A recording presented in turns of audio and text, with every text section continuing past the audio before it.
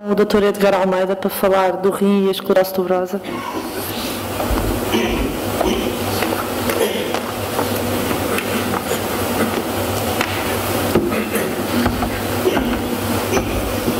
Bom dia a todos.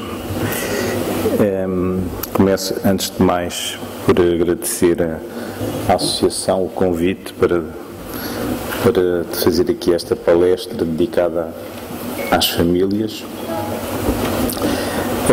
É uma situação estranha para mim, porque eu habitualmente estou habituado a falar para médicos, para outros profissionais de saúde, e geralmente a conversa com as famílias ocorre dentro de um contexto de um consultório, e portanto eu vou tentar reproduzir em termos de auditório para uma plateia muito grande estas informações que eu habitualmente passo às pessoas que me consultaram.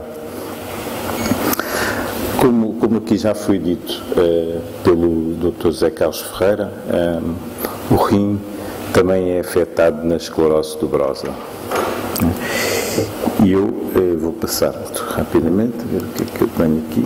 Portanto, apenas recordar brevemente estas informações. Portanto, a esclerose tuberosa é uma doença rara, relativamente rara,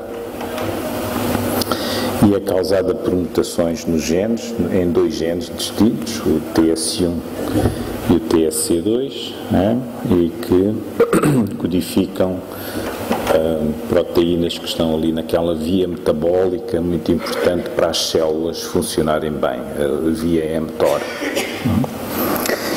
E estas alterações nestes genes produzem alterações nas proteínas importantes que depois levam à formação daqueles tumores que têm aquela expressão variada que o Dr. Zé Carlos já vos mostrou.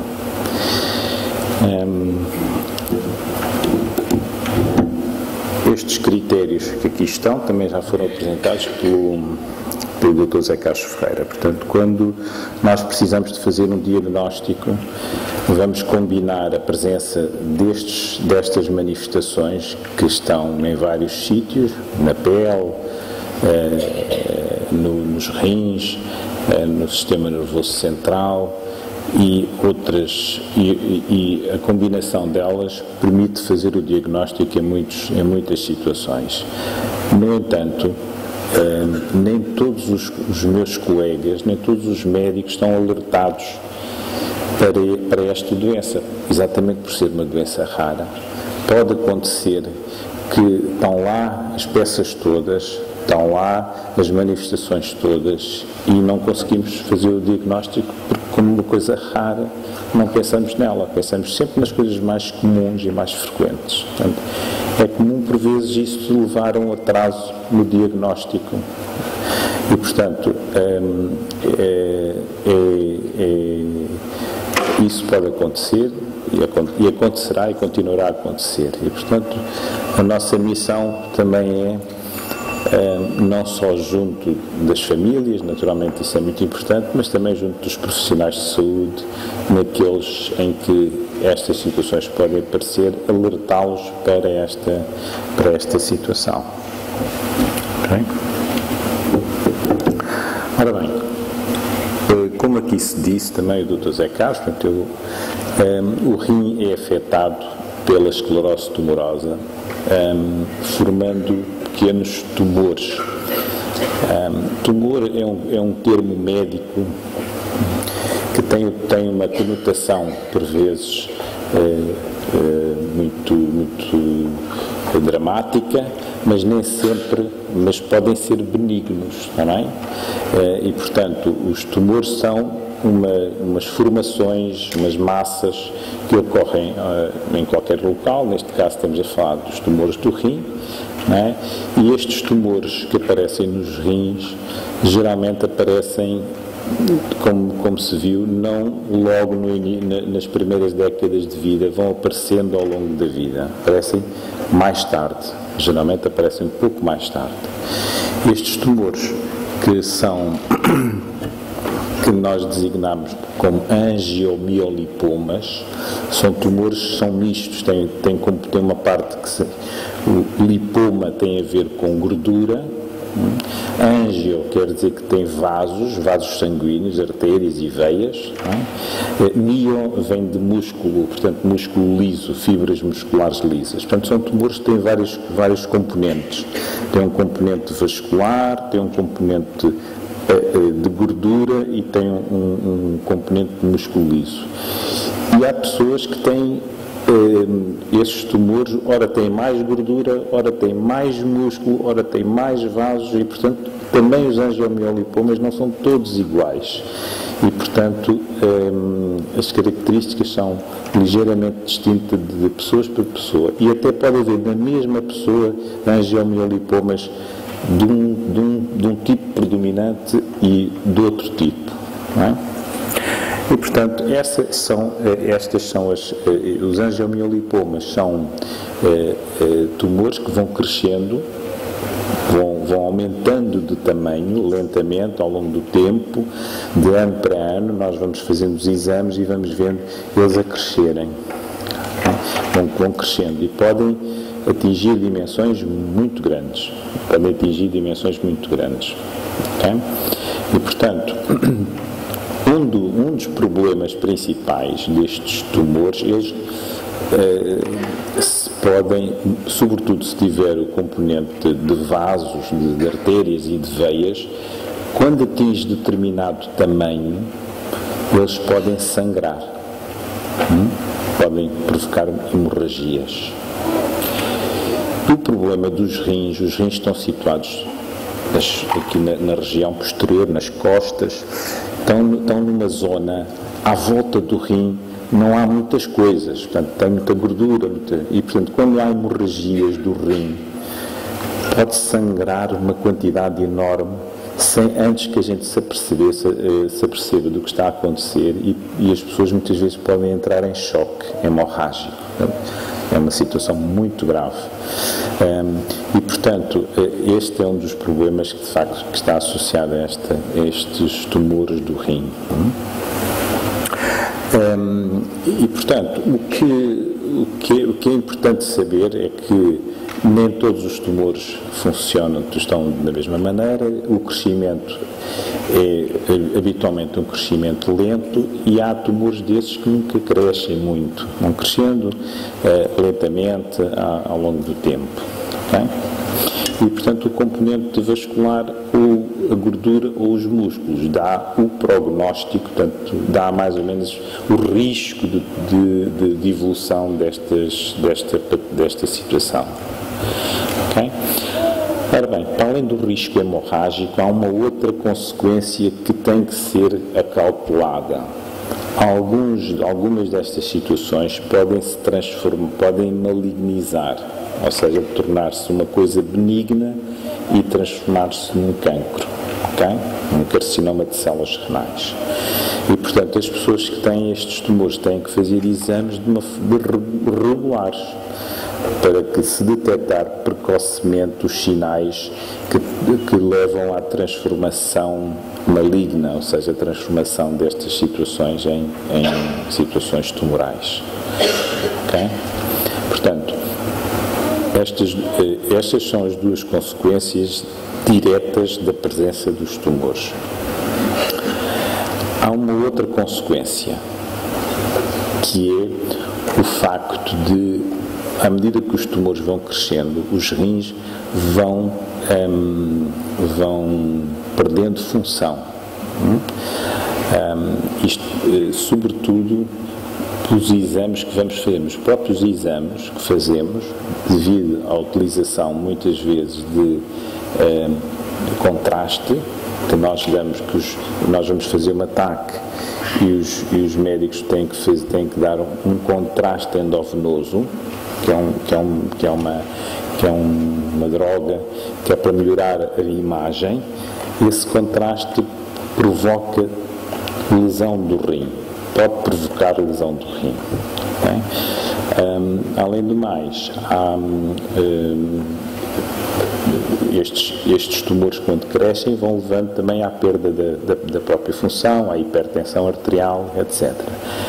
Isto para dizer o quê? Para dizer que é possível, em algumas situações, que a perda da função renal dos dois rins faça com que a pessoa fique com insuficiência renal e possa ter que fazer diálise, não é? Portanto, ao longo do tempo, com a evolução, pode levar à necessidade de fazer diálise. Depende muito de pessoa para pessoa como é que estas coisas evoluem e, portanto, obviamente, em cada caso tem a sua própria evolução.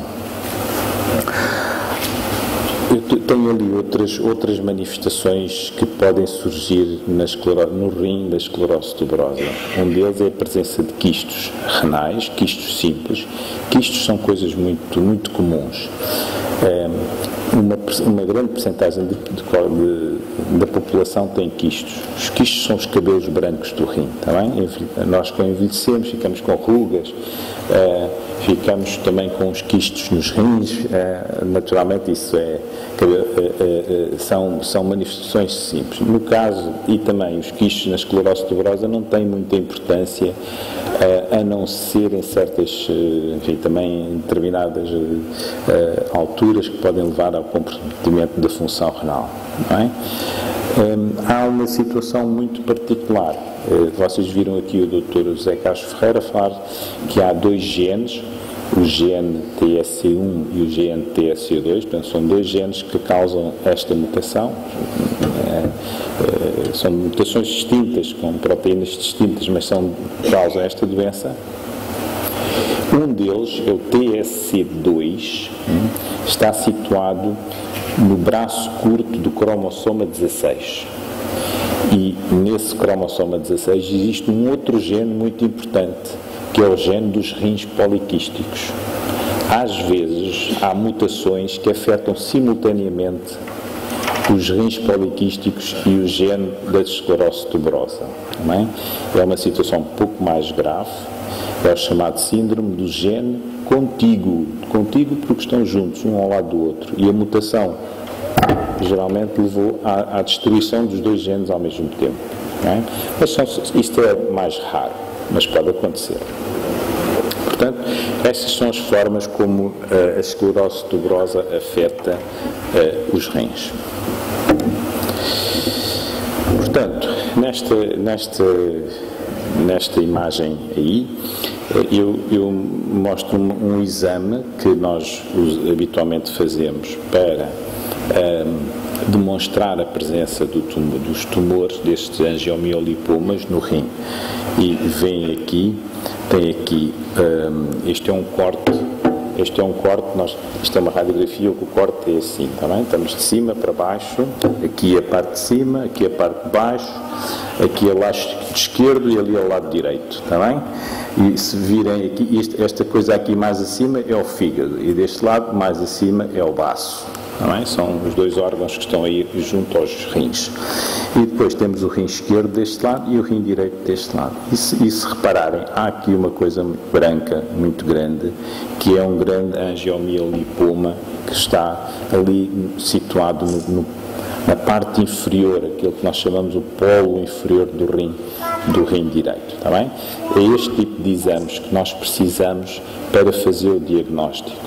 Nós fazemos exames de imagem, que são as ecografias, as TACs, as ressonâncias, são estes exames que nós precisamos para ver estes tumores. São exames que levam a esclarecimento. E estes exames também permitem várias coisas. Permitem ver o componente de gordura relativamente ao componente vascular, ao componente dos músculos. Permitem, se nós fizermos sequencialmente, permitem saber como é que eles estão a crescer. Não é? Porque o crescimento é algo que nos deve alertar para a evolução da doença. Outra coisa que permite, e que eu já vos disse, alertar para a transformação de alguma destas pequenas coisas em cancro, está bem? Em cancro do rim, em carcinoma das células renais. Portanto, é com este tipo de exames que nós precisamos de. Por outro lado, nós sabemos, os estudos todos foram feitos, demonstram que quanto maior for o tamanho destes angiomiolipomas, maior o risco de hemorragia. Portanto, o crescimento está associado, de facto, ao aumento de risco de hemorragia. Está bem? E, portanto, ali tenho uma outra informação que eu digo em que os radiologistas que veem estes exames têm que ser capazes de ver a presença de pequenos vasos do próprio tumor, porque a presença desses vasos indica também o risco hemorrágico, o risco de hemorragia. Portanto, como é que nós tratamos isso? Ou como é que isto deve ser encarado? Não é? Nós fazemos cada caso, como aqui se disse, cada caso é um caso e tem que ser avaliado individualmente em função de muitas variáveis. É evidente que temos de considerar eu estou agora apenas a falar dos angiomiolipomas, que são as lesões mais comuns e mais preocupantes do rim. Mais preocupantes não diria, porque o carcinoma, o cancro é mais preocupante, não é? Mas o cancro, a terapêutica tem que ser radical e não há assim muitas alternativas, ou algumas alternativas tem que ser tratado como cancro. Nestes casos, que isto não é maligno, são tratados de outra maneira. Depende, por um lado, da dimensão, ou seja, quanto maior for, maior o risco hemorrágico, como aqui se disse, e, portanto, a dimensão é algo que é importante avaliar. Outro é como é que isto está a crescer ao longo do tempo. Habitualmente fazemos exames semestrais, seja em 6 meses ou de ano a ano. Às vezes, numa primeira fase, fazemos de 6 em 6 meses e depois vemos que aquilo não está a crescer assim tanto, não vale a pena estar a fazer todos os 6 meses, podemos fazer de ano a ano. Mas isso, como eu digo, depende muito da pessoa, de cada caso. Até porque todos esses exames têm radiações e, portanto, as radiações, por sua vez, têm efeitos, nomeadamente na origem dos próprios cancros. Portanto, há aqui vários aspectos que têm que ser considerados e, portanto, não vale a pena estar a fazer exames com muita frequência se os tumores não estiverem a crescer extraordinariamente. Temos que poupar também um bocadinho na exposição às radiações. Depois, a presença de aneurismas, como eu disse, são pequenas dilatações na parte dos vasos que podem levar ao risco hemorrágico. Não é? Portanto, são todas essas variáveis que tem que considerar. Depois também tem que se considerar outros aspectos, os aspectos cognitivos, o aspecto da tolerância, etc., sobre estas manifestações.